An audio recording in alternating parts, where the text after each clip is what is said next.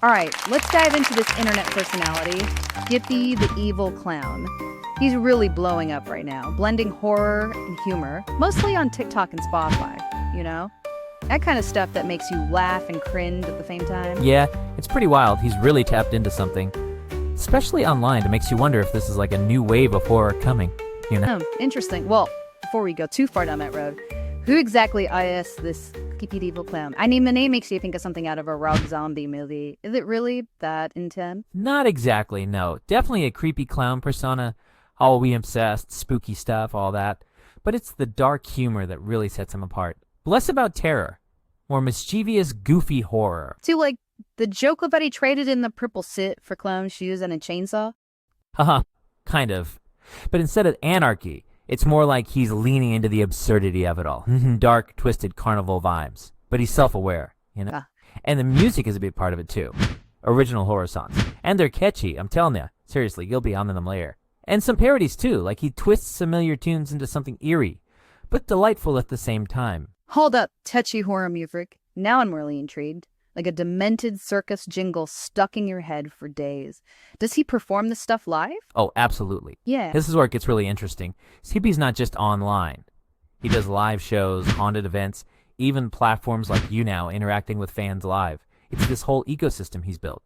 The online feeds the live stuff, and vice versa. So it's not just content. It's about the community, about direct engagement, breaking the fourth wall, letting the audience in on the joke. That's really smart. But why are people drawn to this character in the first place? Why is everyone suddenly into creepy clowns? Well, think about it. The internet loves weird, quirky characters.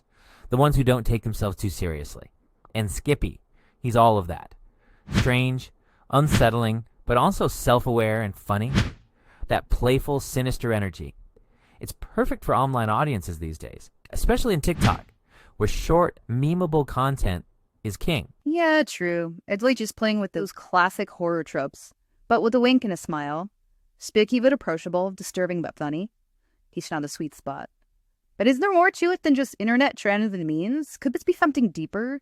Like a shift in how we engage with horror? Now, that's the million-dollar question. And I think it's worth thinking about. Skippy's success might point to horror evolving. It's not just jump scares and gore anymore. It's finding new ways to unsettle and entertain. Could he be a pioneer? A new wave of horror where humor and accessibility are key. Fascinating. So instead of scaring people away, maybe this new approach is about pointing them in with humor, using them into the darkest. Traditional horror can be off-putting. But Skippy's blend might be expanding the audience. You're more likely to watch something if it makes you laugh, right? Even if it's a little creepy. That's where his genius lies.